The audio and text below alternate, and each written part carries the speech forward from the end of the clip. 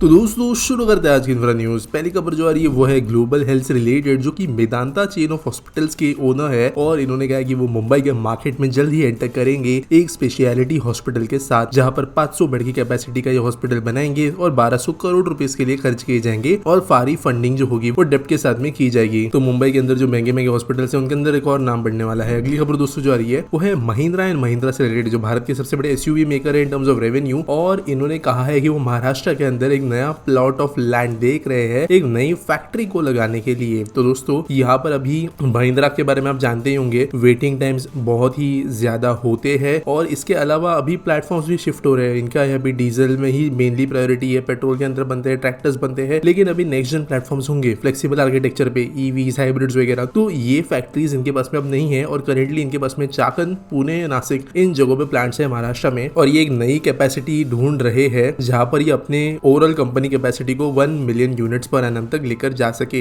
वैसे दोस्तों XUV 700 के बाद में, थार के बाद में जो डिमांड्स इनकी बढ़ी थी, तो इन्होंने 2022 में जो ये हर महीने 30,000 यूनिट्स बना रहे थे, तो वहीं पे उन्होंने एग्जिस्टिंग फैक्ट्रीज को अपग्रेड करके हुए 49,000 यूनिट्स तक वो अपनी कैपेसिटी ले आए हैं, लेकिन फिर भी इनको भी बहुत ज्यादा फैक्ट्रीज की जरूरत है। अगली खबर दोस्तों जो आ रही है गोदरेज बॉयज से रिलेटेड, जिन्होंने लॉन्च किया है अपना 25 मेगावाट का सोलर पावर प्लांट धुले महाराष्ट्र के अंदर। तो 52 हेक्टेयर्स में फैला हुआ ये प्लांट है, 45 million units of electricity annually ये बनाएगा और ये सोलर पावर प्लांट की जो बिजली है ये ओपन मार्केट को दी जा सकेगी। अगली खबर दोस्तों जो आ रही है वो है ओडिशा से, जहां पर 45,000 करोड़ के इन्वेस्टमेंट स्टेट को मिले हैं और 12 की इंडस्ट्रियल प्रोजेक्ट्स के अंदर शामिल है। तो 36 हाई लेवल क्लियरेंस अथॉरिटी की एक मीटिंग हुई थी, सीएम ओडिशा के यहाँ पे मौजूद थे, जिनके साथ में मिलकर ये अप्रूवल्स दिए गए। तो ओडिशा इंडस्ट्रियली बढ़ने वाला one of the fastest state बनता जा रहा है। और अगली खबर जो है उसके हिसाब से टाटा स्टील का जो कलिंगनगर प्लांट है ओडिशा के जजपुर डिस्ट्रिक्ट के अंदर, उसकी कैपेसिटी को इंक्रीज किया जाने वाला है। Current capacity 3 million ton per annum की है और इसको बढ़ाकर 8 मिलियन टन पर एनम कर दिया जाएगा। तो डबल से भी ज्यादा का इंक्रीज है और 2030 तक ये भारत का सबसे बड़ा प्लांट बन जाएगा, इस उन्होंने कहा है। 27,000 करोड़ रुपए इसके लिए टाटा ग्रुप जो है इन्वेस्ट करेगी।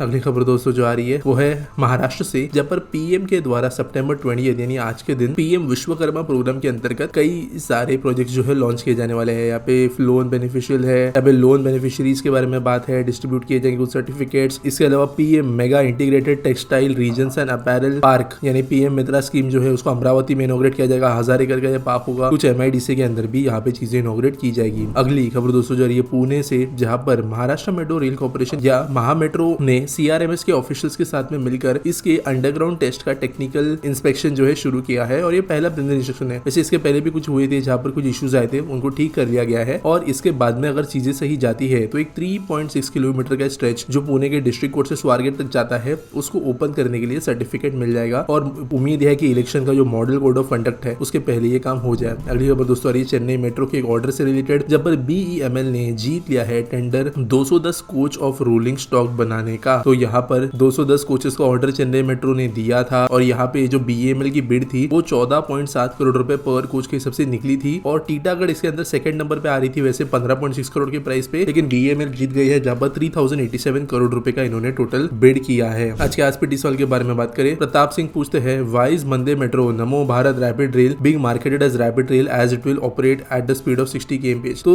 देखो यार, हमारे जो ब्यूरोक्रेट्स है, हमारे जो नेता है, इनसे बहुत अच्छा मार्केटिंग किसी चीज का करना या किसी चीज को बहुत अच्छे से रिप्रेजेंट करना की उम्मीद ना हम नहीं रख सकते और स्पेशली लॉजिक के साथ पे नहीं रख सकते। अभी नेमिंग स्कीम्स हमारे देश के अंदर कहे या कहीं तो एशिया का इशू है जहाँ पर हम बहुत अजीब तरीके के नेमिंग करते हैं किसी भी चीज को, चाहे वो स्कीम हो, उस स्कीम को जबरदस्ती जब शॉर्ट फॉर्म में बनाया जाए तो उसका कुछ ना कुछ नाम का मतलब होना चाहिए। भास्कर हो गया जो परसों लॉन्च हुआ है, आज मैंने पीएम मित्रा स्कीम के बारे में बात की। तो ये चीजें जो है जबरदस्ती करने की कोशिश की जाती है ताकि मार्केटिंग बेहतर हो सके। अब ये बात सच है कि जो रूरल एरियाज है, जो Tier 2 सिटीज है, वहां पर ऐसे नामों का रिकॉल ज्यादा होता है। अब वो लॉजिकली सही नाम है नहीं है वो भगवान जाने, लेकिन चीजों को मार्केट करने के लिए ये बहुत ज्यादा अच्छा होता है। फॉर एग्जाम्पल ट्रेन 18 जो है वो प्रोजेक्ट नाम था वंदे भारत एक्सप्रेस का, लेकिन अभी वंदे भारत सबकी जबान पे चढ़ गया है। इसी तरीके से जो रैपिड एक्स है इनको वैसे तो RRTS के नाम से जाना जाता है, लेकिन RRTS से ज्यादा सुनने में बेहतर रैपिड एक्स लगता है। तो मार्केटिंग जरूरी है, लोगों को भी समझ में आना चाहिए कि कोई चीज के अंदर वो जा रहे हैं उसकी रिकॉल वैल्यू रहे, रिकॉल वैल्यू रहेगी तब जाके उसकी इज्जत होगी। तो ऐसे कई इश्यूज होते हैं, लेकिन कभी कभी ओवर द टॉप हम चले जाते हैं नेमिंग स्कीम्स के अंदर। उम्मीद करता हूं आपको सवाल का जवाब मिल गया होगा। आपके पास कोई सवाल है आप कमेंट सेक्शन में मुझे पूछ सकते हो। बाकी वीडियो अच्छी लगी होगी तो लाइक करना, सब्सक्राइब करना, कमेंट छोड़ना और मिलेंगे अगले वीडियो में।